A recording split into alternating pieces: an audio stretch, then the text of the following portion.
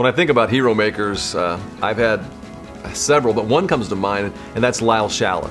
Now, his name might not mean anything to you, but he's a guy who wrote and edited more than 100 books on church leadership.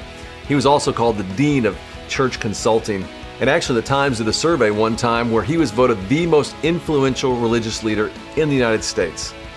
And he happened to just live about a mile from where I live. And he took an interest in me as a young church planter. And I can remember him kind of pouring into me in a variety of ways. He showed up at the very first service we ever had, really just to encourage me and others.